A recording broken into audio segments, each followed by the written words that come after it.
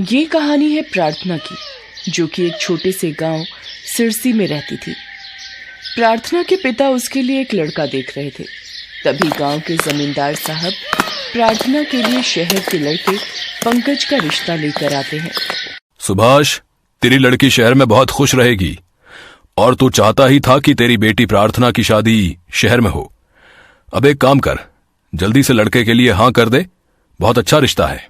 आज शाम को ही लड़का और उसकी माँ प्रार्थना को देखने आने वाले हैं। ठीक है जमींदार साहब, मैं प्रार्थना की माँ को बोल देता हूँ, वो उसे तैयार कर देगी। शाम को लड़के वाले प्रार्थना को देखने आते हैं। देखिए भाई साहब, हमें आपकी प्रार्थना बहुत पसंद है। जमींदार साहब तो पिछले 6 महीने से हमें जानते हैं। हम इनसे अनाज वगैरह खरीदते रहते हैं। हाँ, वो तो इन्हें अपने लड़के पंकज के लिए शहर की जगह गांव की लड़की चाहिए थी, तो मुझे लगा कि प्रार्थना बिटिया से अच्छी लड़की और कौन हो सकती है।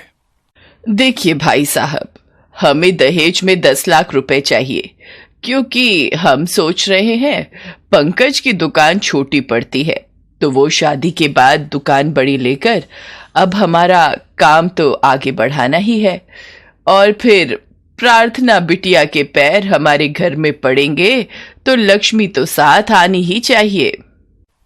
ठीक है, मुझे मंजूर है। मैं 10 लाख रुपए का इंतजाम कर लूंगा। मेरे लिए मेरी बेटी की खुशी से बढ़कर कुछ नहीं है। हमारे गांव में आज तक किसी लड़की की शादी शहर में नहीं हुई। पहली बार कोई लड़की शहर शादी करके जाएगी और वो खुशनसीब हमारी प्रार्थना होगी। हमारे लिए इससे बड़ी बात क्या होगी। बस, तो फिर प्रार्थना आज से हमारी बहू हो गई। आओ प्रार्थना, यहाँ बैठो। प्रार्थना जैसे ही पंकज और उसकी माँ के पास जाकर बैठने लगती है, उसका पालतू कुत्ता भीमा पंकज और उसकी माँ पर भौंकने लगता है और वो दोनों घबरा जाते हैं। भीमा, नहीं, ऐसे नहीं करते। जाओ, वहां बाहर आंगन में जाकर बैठो। भीमा बचपन से ही प्रार्थना के पास पला है। ये इसे बहुत प्यार करता है। प्रार्थना आपके पास जाकर बैठी थी ना, तो उसे लगा कि आप लोग अनजान हो, कहीं प्रार्थना को कोई नुकसान न पहुंचा दो, इसलिए ही ऐसा कर रहा है। प्रार्थना का रिश्ता पक्का हो जाता है। उसके पिता सुभाष ने अपनी जमीन बेच दी और 10 लाख रुपए पंकज की मां को दे दिए। पर शादी हो जाने के बाद जब प्रार्थना की डोली ले जाने का समय आया, देखिए भाई साहब, आप हमें गलत मत समझना। वो हमारे कुल गुरुजी ने कल रात में ही हमें फोन किया था। उनका कहना है कि प्रार्थना की डोली अभी ससुराल ना ही जाए तो बेहतर रहेगा। अभी कोई अपशगुन का साया चल रहा है। वैसे कोई घबराने की बात नहीं है। प्रार्थना का गौना 15 दिन के बाद का शुभ मुहूर्त है, तब कर दीजिएगा। मैं खुद प्रार्थना को लेने आऊंगी। माँ, अब तो हमने नई कार भी खरीद ली है। कुछ दिनों बाद नई कार आ जाएगी। बस, फिर तो इससे बढ़िया कोई बात हो ही नहीं सकती। प्रार्थना नई कार में ही अपने ससुराल जाएगी। और फिर पंकज और उसकी माँ प्रार्थना को लिए बिना ही शादी करके वापस शहर लौट जाते हैं। प्रार्थना के माता पिता उनके आने का इंतजार करते रहते हैं। शादी को हुए 1 महीना बीत चुका था। प्रार्थना के पिता को अब चिंता होने लगी थी। जमींदार साहब, आपने उस नंबर पर फोन किया जो नंबर आपके पास है? मैंने तो उसी नंबर पर फोन किया है, पर नंबर बंद आ रहा है। आपके पास उनका कोई पता हो तो वो दे दीजिए। प्रार्थना अकेले ही शहर जाने की जिद करती है। माँ, पिताजी, आप बिल्कुल चिंता मत करो। मैं शहर पहुंचकर आपको फोन कर दूंगी। अब आप दोनों भी मेरे साथ जाओगे तो गांव का काम कैसे देखोगे? आने जाने में बहुत खर्चा होगा। पहले ही आप मेरी शादी के लिए इतना कुछ दे चुके हो, और फिर मैं भीमा को अपने साथ ले जा रही हूँ। भीमा के होते हुए मुझे किसी बात का डर नहीं है। ठीक है मेरी बच्ची, जैसी तेरी इच्छा। भगवान तेरी हमेशा रक्षा करे। प्रार्थना भीमा को लेकर पंकज के पते पर शहर पहुंचती है, पर वहां तो सब कुछ बदला हुआ था। पंकज की शादी की तैयारियां चल रही थी और पंकज की माँ और पंकज प्रार्थना को पहचानने से इनकार कर देते हैं और प्रार्थना को धक्के मारकर और मार पीट कर बाहर निकाल देते हैं। भीमा उन पर भौंकता है, पर वो दरवाजा बंद कर लेते हैं। प्रार्थना रोने लगती है।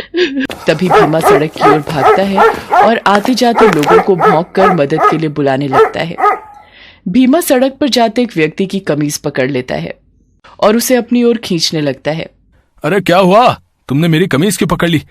अरे ये किसका कुत्ता है? अरे तुम मुझे कहाँ ले जा रहे हो? अरे रुको रुको, मैं चलता हूँ। भगवान के लिए दरवाजा खोल दीजिए, मैं कहाँ जाऊंगी? ऐसा मत कीजिए, मेरे साथ गलत मत कीजिए। अरे आप इस तरह से रो क्यों रही हैं? अच्छा, ये तुम्हारी मालकिन है, तभी तुम मुझे इनके पास लेकर आए हो। घबराओ नहीं, तुम्हारी मालकिन को कुछ नहीं होगा।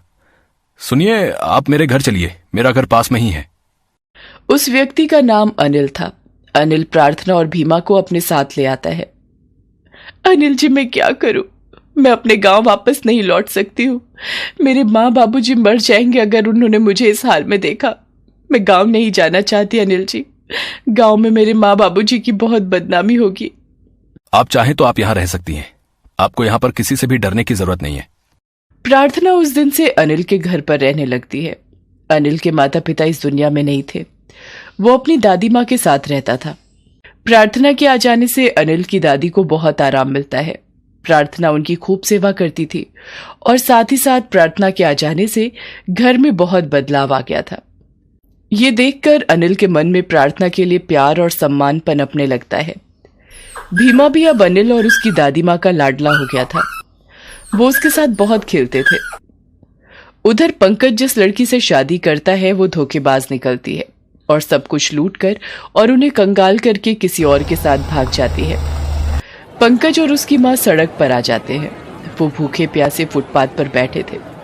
माँ, शायद हमें हमारे किए का फल मिल रहा है। ना मैं प्रार्थना को धोखा देता और ना ही हमारे साथ ऐसा होता। शिवानी मुझे धोखा देकर चली गई। हमारे पास जो भी कुछ था सब कुछ खत्म हो गया। माँ, पंकज, हमें प्रार्थना से माफी मांगनी चाहिए। मैंने देखा है वो यही शहर में ही है। अगर वो हमें मिल जाएगी तो हम उसके मायके में जाकर रह लेंगे। पंकज और उसकी माँ अनिल के घर जाते हैं, पर भीमा उन्हें देखकर भौंकने लगता है। उन दोनों की लाचार हालत को देखकर कुछ देर के लिए प्रार्थना का मन पिघलने लगता है। वो उन दोनों के लिए खाने का सामान और कुछ रुपए लाती है। घबराइए नहीं, मैंने भीमा को बांध दिया है, ये आपको नहीं काटेगा।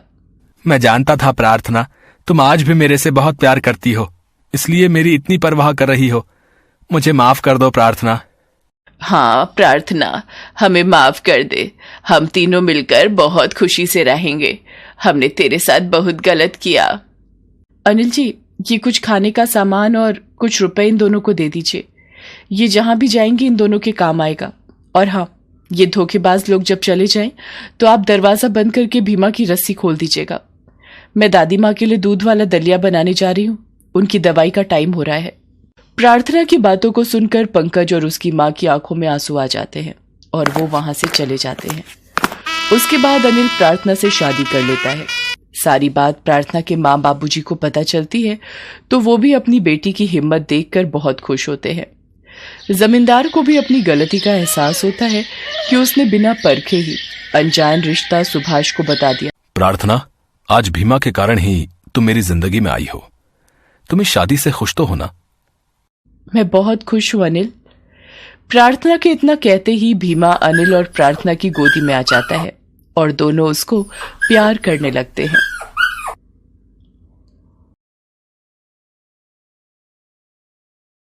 सरला अलीगढ़ शहर में रहती थी। सरला के पति की बर्तनों की फैक्ट्री थी। सरला के दोनों बेटे मानव और मोहित अपने पिता के साथ ही फैक्ट्री संभालते थे। सरला के दोनों बेटों की शादी हो चुकी होती है। सरला की बड़ी बहू रीमा एक अमीर घर से आई हुई थी। रीमा शादी के बाद बहुत सारा दहेज भी साथ लेकर आई थी, इसलिए वो और ज्यादा अपनी अमीरी पर इतराती थी। सरला की छोटी बहू दीपा बहुत ही गरीब घर से आई थी। मोहित की शादी उसके पिता शशि नारायण की मर्जी से हुई थी, क्योंकि शशि नारायण ने अपने मित्र यानी कि दीपा के पिता को मरते वक्त वचन दिया था।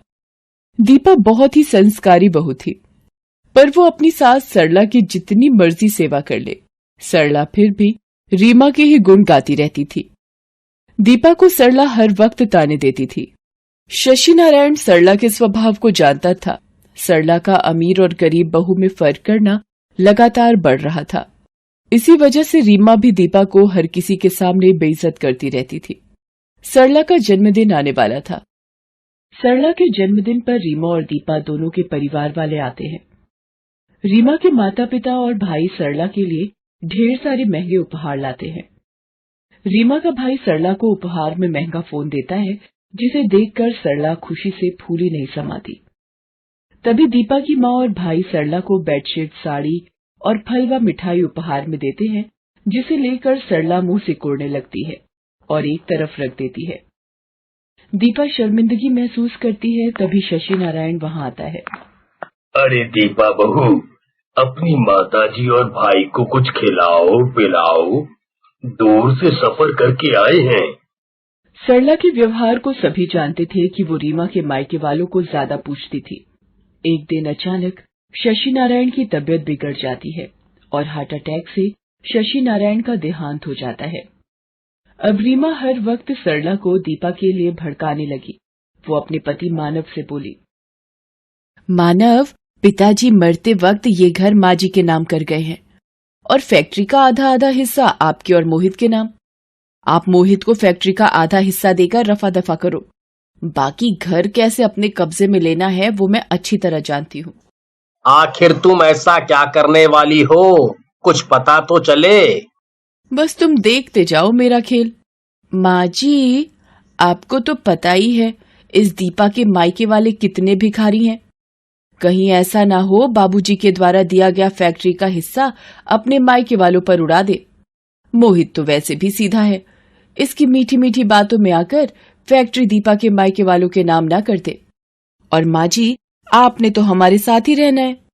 आप तो जानती हो मेरे मायके वाले कितने अमीर हैं। मेरे लिए ये फैक्ट्री और घर कुछ भी नहीं, पर आपकी जान की सुरक्षा के लिए आप एक काम करो, ये घर मेरे नाम कर दो। रीमा धोखे से घर अपने नाम करवा देती है। सरला घर के कागजात पर साइन कर देती है। रीमा के कहने पर मानव मोहित से कहता है, मोहित देख, अब पिताजी भी नहीं रहे तो आगे हम दोनों का भी परिवार बनेगा। फैक्ट्री बेचकर दोनों आधा आधा हिस्सा बाबूजी की जायदाद के हिसाब से रख लेते हैं। तुम अपने लिए कोई घर ढूंढ लो, इस वक्त अलग होना ही सही रहेगा। पर भैया, ये घर तो माँ के नाम है ना? नहीं मोहित, मैंने ये घर रीमा बहू के नाम कर दिया है और मैं इन्हीं के साथ रहूंगी। ठीक है माँ, जैसी आपकी मर्जी। मैं कल ही दीपा को लेकर अलग रहने चला जाऊंगा। मोहित और दीपा दुखी मन से अलग घर में रहने चले जाते हैं। उन दोनों के जाते ही रीमा अपने रंग दिखाने लगती है। एक दिन वो सरला से कहती है, माँ जी, मैं और मानव आज मूवी देखने जा रहे हैं, तो आप खाना बना लेना, हमें आने में थोड़ी देर हो जाएगी। सरला उनके जाने के बाद रसोई में खाना बनाने जाती है। इतने वक्त बाद खाना बनाते हुए उसे दीपा बहू की याद आ जाती है कि दीपा सरला को गर्म गर्म रोटियां सेक कर खिलाती थी। सरला रोने लगती है क्योंकि आज वो अपने आप को अकेला महसूस कर रही थी। अब तो रीमा घर के काम भी सरला से ही करवाने लगी। एक दिन, माँ जी, मैंने आपसे बोला था कि झाड़ू पोछा सुबह जल्दी उठकर कर लिया करो। आप इतनी देर तक सोती रहती हैं, तो घर के काम निपटाने में तो पूरा दिन लगा दोगी। बहू, वो कल रात में बीपी थोड़ा बढ़ गया था, तो दवाई लेकर सोई थी। तो क्या हुआ, बीपी तो बढ़ा था, कहीं जान तो नहीं गई जो इतना नाटक दिखा रही हो? काम से बचने के लिए इस घर में रहना है तो टाइम पर काम करना होगा। रीमा बहू, तुम तो ऐसी नहीं थी, और ये घर मेरा है, मैं यहाँ से नहीं जाऊंगी। माँ जी, ये घर अब आपका नहीं मेरा है, आपने मेरे नाम कर दिया था। अब चुपचाप रहना है तो रहो इस घर में, वरना बाहर का रास्ता खुला है। सरला रोती हुई अपने पति को याद करती है। अपनी बहू दीपा पर किए अत्याचारों के लिए वो बहुत पश्चाताप करती है। उसे याद आता है वो किस तरह दीपा को ताने देती थी। वही ताने आज रीमा के मुंह से वो खुद सुन रही है। धीरे धीरे रीमा अब अपने मायके वालों को भी रोजाना अपने घर बुलाने लगी। मानव और रीमा दोनों बस रीमा के परिवार वालों के साथ सारा दिन पार्टियों और बाजारों में घूमने लगे। कभी पिकनिक पर शहर से बाहर चले जाते। सरला बिल्कुल अकेली रह जाती। एक दिन रीमा का भाई घर आता है। मानव से कहता है, अरे जीजू, ये छोटी मोटी दुकान खोलने में कुछ नहीं कमा पाओगे, कोई नया हाथ मारो। मेरी मानो तो शेयर मार्केट में पैसा लगाओ, बहुत कमाई है। और उसके लिए आपको ये घर गिरवी रखना पड़ेगा। कुछ टाइम किराए के घर में गुजारा कर लेना, फिर कुछ समय बाद जब पैसे आ जाएंगे तो इसे बेचकर एक बड़ी कोठी खरीद लेना। क्यों दीदी, मैं सही बोल रहा हूँ ना? अरे मेरा भाई कभी गलत बोल ही नहीं सकता। सुनो जी, तरुण भैया का ये आइडिया मुझे तो बहुत पसंद आ रहा है। हम ये घर गिरवी रखकर शेयर खरीद लेते हैं। तुम लोग मेरे होते हुए ये घर गिरवी नहीं रख सकते। ये घर तुम्हारे पिताजी की आखिरी निशानी है। उनकी यादें आज भी इस घर में जिंदा हैं। माँ, रीमा और तरुण अगर बोल रहे हैं तो घर बेचने में नुकसान कैसा? हम पैसे कमाकर एक बड़ी नई कोठी ले लेंगे। वैसे भी ये घर अब पुराना हो चुका है। माँ जी, आपको अगर यहाँ नहीं रहना तो आप यहाँ से जा सकती हैं। सरला परेशान होकर घर से निकल जाती है। उसे कुछ समझ नहीं आ रहा होता कि क्या करे। वो रास्ते में एक ठोकर खाकर गिरने लगती है, तभी कोई उसका हाथ पकड़ लेता है। सरला मुंह उठाकर देखती है। मोहित, मेरा बच्चा, तू कहाँ था मेरे बेटे? मुझे अपने साथ ले चल। रो मत माँ, चलो घर चलो, घर चलकर सारी बात करते हैं। सरला मोहित के साथ घर पहुंचती है। दीपा उसे देखकर खुशी से फूली नहीं समाती। वो सरला के पैर छूती है और गले लग जाती है। माँ जी, आप इतने दिनों बाद, आज आपको कितने दिनों बाद देख रही हूँ। आपको देखने के लिए तो मेरी आंखें तरस गई। माँ जी आओ बैठो, मैं आपके लिए गरम गरम चाय बनाकर लाती हूँ। मोहित, जाओ ना, बाजार से गरम गरम समोसे ले आओ। माँ जी को चाय के साथ समोसे बहुत अच्छे लगते हैं। माँ जी, मैं थोड़ा सा पोहा भी बना लेती हूँ। आपको पोहा बहुत पसंद है ना? बस कर बहू, इतना प्यार मत दे, मैं इस प्यार के काबिल नहीं हूँ। मोहित के बार बार जिद करने पर सरला सारी बात बताती है। मोहित और दीपा भी माँ की सारी बात सुनकर बहुत दुखी होते हैं। मोहित सरला से कहता है, माँ, अब आपको वहां जाने की कोई जरूरत नहीं है। अब आप हमारे पास ही रहोगी। हाँ माँ जी, ये ठीक कह रहे हैं, अब से आप हमारे पास ही रहो। मोहित मानव को फोन करके बता देता है कि माँ अब उनके साथ ही रहेंगी। मानव रीमा कुछ नहीं बोलते। रीमा को ये लगता है कि चलो अच्छा है, बला टली। दीपा सरला की बहुत सेवा करती है, उसका बहुत ध्यान रखती है। ये देखकर सरला की आंखों में खुशी के आंसू आ जाते हैं। उधर मानव को रीमा का भाई बताता है कि मानव ने घर को गिरवी रखकर जो शेयर खरीदे थे वो सारे शेयर डूब चुके हैं। ये सुनकर मानव सिर पकड़कर बैठ जाता है। रीमा भी ये सुनकर सदमे में आ जाती है। शेयर खरीदने के चक्कर में मानव ने अपना घर और दुकान भी गिरवी रख दिए थे। मानव का सब कुछ तबाह हो गया था। मानव की ये हालत देखकर रीमा के भाई और मायके वालों ने भी अपना पल्ला झाड़ लिया था। वो भी अब रीमा से बात करने से कतराते थे। रीमा जिस मायके की अमीरी का घमंड करती थी, आज वो चूर चूर हो चुका था। बुरे वक्त में उसके मायके वालों ने भी साथ नहीं दिया। ये देखकर वो बहुत दुखी होती है। रीमा और मानव के घर खाली करने की बात जब मोहित को पता चलती है तो वो मानव से बात करता है। मोहित अपनी माँ से वादा करता है कि वो पिताजी की निशानी को किसी और हाथ में नहीं जाने देगा। मोहित पैसे देकर अपने गिरवी घर को छुड़ा लेता है। रीमा और मानव बहुत शर्मिंदा होते हैं। तभी दीपा और सरला भी वहां आ जाते हैं। माँ जी, मुझे माफ कर दीजिए। आज अपने और पराये में भेद पता चल गया। मैं मायके की जिस अमीरी का घमंड करती थी, वो घमंड आज चूर चूर हो चुका है। सरला अपने बहू बेटों के साथ पति की तस्वीर के आगे हाथ जोड़ती है। सरला को समझ आ चुका होता है, अमीर बहू गरीब बहू का भेदभाव घर की खुशहाली भंग कर देता है। उस दिन के बाद सरला दोनों बहुओं को प्यार करने लगी और परिवार की खुशहाली फिर से वापस आ गई।